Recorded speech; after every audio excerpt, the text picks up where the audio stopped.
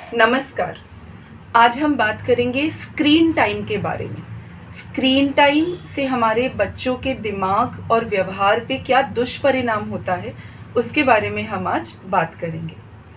Screen से हमारा मतलब है दो टाइप के स्क्रीन्स। एक होता है जो बड़ा स्क्रीन होता है, जैसे कि टीवी, और दूसरा होता है जिसे हम कहते हैं हैंड हेल्ड स्क्रीन, जो हम अपने हाथ में पकड़ सकते हैं, जैसे मोबाइल हो गया, आईपैड हो गया, आईफोन हो गया। तो इन स्क्रीन्स का हमारे बच्चों के सोच पे, समझने के तरीकों पे, बोलना, स्पीच पे बहुत असर आता है।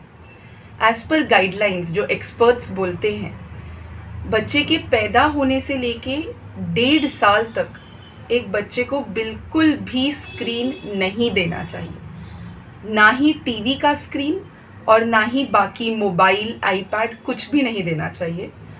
इसका एक्सेप्शन ये है कि बच्चा कभी कभार अपने घर वालों से वीडियो चैट कर सकता है 1.5 साल तक। उसके अलावा बच्चे को स्क्रीन नहीं देना। 1.5 साल से लेके 2 साल के बीच में आप थोड़ा थोड़ा बच्चे को कुछ मिनटों के लिए स्क्रीन दे सकते हैं, लेकिन इसमें एक्सेप्शन ये है कि ऐसा नहीं होना चाहिए कि बच्चा अकेले बैठ के स्क्रीन को देख रहा है, मोबाइल देख रहा है या टीवी देख रहा है और माँ बाप आजू बाजू नहीं है, अपना काम कर रहे हैं। ऐसा नहीं होना चाहिए। जब बच्चा अकेले बैठ के स्क्रीन देखता है तो वो सिर्फ एक ही इनपुट, वहाँ से जो भी स्क्रीन से उसको इनपुट आ रहा है, वो सिर्फ उसको एब्जॉर्ब कर रहा है, बस। टू वे, दोनों तरफ से कोई तरह का कम्युनिकेशन या इंटरेक्शन नहीं होता। इसलिए अगर 1.5 साल के बाद आप अपने बच्चे को स्क्रीन दे भी रहे हैं तो वहाँ उसके साथ बैठिए, उसको बताइए, तो उसको बार बार उसके मतलब जो हियरिंग सेंसेस हैं वो यूज़ होंगे। उसको पूछिए, बच्चे ये क्या है, ये क्या है। अगर वो नहीं बताता, आप बताइए। अगर सामने कोई कार्टून डांस कर रहा है तो इसको भी थोड़ा हिलाइए, तो इसको टैक्टाइल, टच का स्टिमुलस मिलेगा। बच्चे को छूइए, बच्चे के कान में बोलिए, जो वो कर रहा है वो एक्शन आप भी करके दिखाइए, तो बच्चे को अलग अलग तरह का स्टिम्युलेशन मिलेगा और वो थोड़ा सा टू वे भी हो जाएगा। तो अगर आप अपने बच्चे को 1.5 साल के बाद स्क्रीन दे रहे हैं तो साथ में उसके बैठिए और उसको इनपुट्स दीजिए। अगर आप उसे कोई राइम दिखा रहे हैं तो आप भी गाइए, उसके एक्शन आप भी करिए। चाहिए तो बच्चे से भी कराइए, उसको अपनी गोदी में बैठा के थोड़ा रॉक कीजिए, थोड़ा हिलाइए, थोड़ा उस कार्टून के साथ डांस करवाइए। तो बच्चे के मल्टीपल सेंसेस इन्वॉल्व होंगे, बच्चा भी उस चीज के साथ धीरे धीरे इन्वॉल्व होने लगेगा। जो टीवी स्क्रीन होती है वो बड़ी होती है, वो कम डैमेजिंग होती है हमारे बच्चे के लिए, लेकिन जो हैंड हेल्ड स्क्रीन होती है, बच्चा उसको बहुत पास से देखता है। इट इज़ वेरी कलरफुल, उसमें बहुत लाइट होती है, उसकी जो आवाज़ें होती हैं, स्पेशली कार्टून्स की जो मशीन की जो आवाज़ होती है, वो बच्चे को बहुत अट्रैक्ट करती है। ये बच्चे के लिए ज़्यादा डैमेजिंग है क्योंकि बच्चा उसमें पूरी तरीके से एनग्रॉस हो जाता है। एज अ रिजल्ट उसका बाहर के एनवायरनमेंट में माँ बुला रही है, लोग बात कर रहे हैं, कौन घुसा घर में, क्या गिरा, इन चीज़ों में कोई उसको लेना देना नहीं है। वो अपने मोबाइल, अपने स्क्रीन के साथ इतना बिजी हो जाता है। 2 साल तक या उसके आगे भी स्क्रीन लिमिटेड क्यों यूज़ होना चाहिए? क्योंकि ये जो पहले 2-3 साल होते हैं, ये बच्चे के मानसिक विकास के लिए बहुत ज़रूरी होते हैं, जिसे हम कहते हैं कॉग्निशन। उसके विकास के लिए बहुत ज़रूरी होता है। सिमिलरली बच्चे की स्पीच एंड लैंग्वेज, स्पीच मतलब बोलने की क्षमता, एंड लैंग्वेज मतलब भाषा सीखने की क्षमता, ये 2 साल में बच्चे की सबसे ज़्यादा होती है। उस टाइम पे अगर हमने अपने बच्चे को बहुत ज़्यादा स्क्रीन से एक्सपोज किया तो ये सारी जो 3 चीज़ें हैं, कॉग्निशन दैट इज़ मानसिक क्षमता, लैंग्वेज भाषा, और स्पीच दैट इज़ बोलने की क्षमता, ये तीनों बच्चे की पीछे चली जाती है। इन सब में उसका डेवलपमेंट स्लो हो जाता है। 2 साल की उम्र से बड़ा बच्चा, उसको भी 2 से 5 साल के बीच में सिर्फ 1 घंटे का स्क्रीन टाइम दीजिए। ज़्यादा एक्सपोजर से बच्चों में टेम्पर टैंट्रम्स दिखते हैं, नाउ टेम्पर टैंट्रम्स क्या होते हैं? बच्चा जल्दी चिढ़ जाता है, छोटी छोटी बात पे गुस्सा करता है, चीज़ें फेंकेगा, कभी कभी अपना सर पटकते हैं, खुद को ही मारते हैं, माँ बाप को मारते हैं। ये भी स्क्रीन से बढ़ता है। क्यों बढ़ता है? क्योंकि स्क्रीन जब बच्चा देखता है, चाहे वो फ़ोन की स्क्रीन हो या टीवी, अगर उसे कुछ पसंद नहीं है तो वो फ्लिप करता है।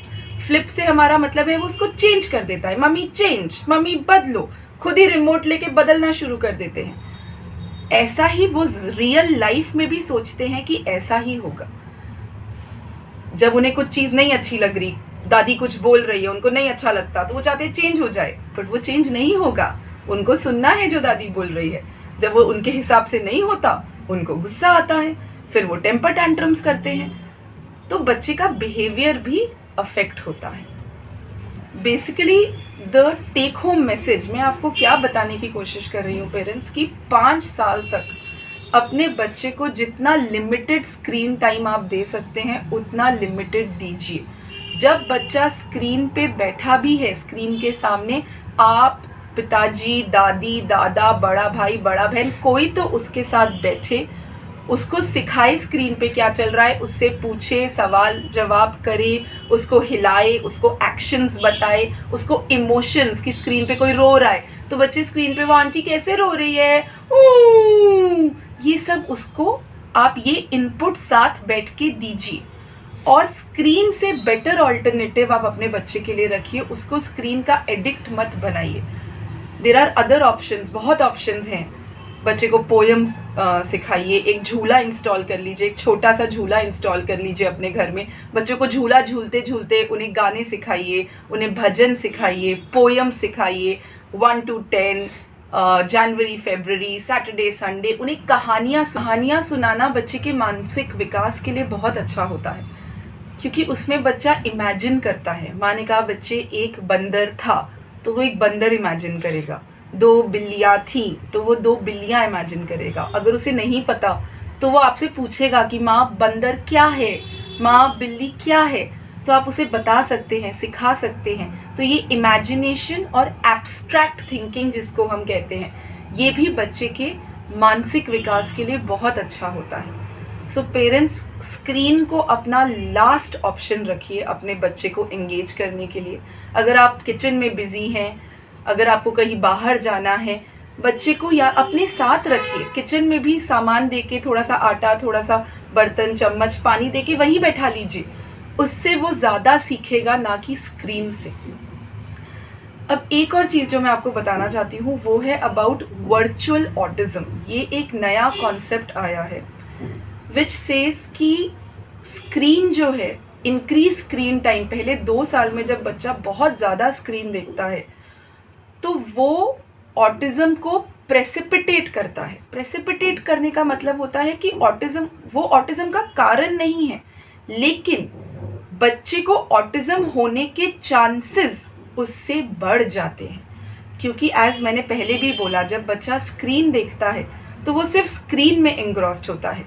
फिर अगर माँ बुला रही है वो जवाब नहीं देगा, सो रिस्पॉन्स टू नेम कॉलिंग बच्चा नहीं करता। कोई आगे से जा रहा है वो उसको नहीं देखेगा, अगेन ये भी ऑटिज्म का ही रिफ्लेक्शन है। उसकी चिड़चिड़पना, जब उसके हिसाब से चीज़ें नहीं होंगी तो वो भी बढ़ेगा, अगेन ऑटिज्म का लक्षण है।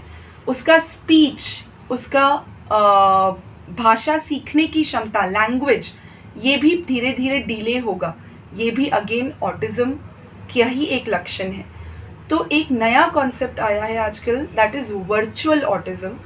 ये उन बच्चों में देखा गया है जिनको स्क्रीन टाइम बहुत ज़्यादा मिला है, जिसके कारण उनका कॉग्निशन, दिमाग, उनका लैंग्वेज, भाषा सीखने की क्षमता और उनकी स्पीच, बोलने की क्षमता बाकी बच्चों के हिसाब से कम होती जा रही है। So the take home messages, अपने बच्चों को बाकी एक्टिविटीज़ में इन्वॉल्व कीजिए पेरेंट्स, उनको अपने साथ रखिए, उन्हें इंसानों को इमिटेट करके सीखने दीजिए, ना कि स्क्रीन को। और इन द लॉन्ग रन आपके बच्चे के लिए ये बहुत ज़्यादा अच्छा रहेगा।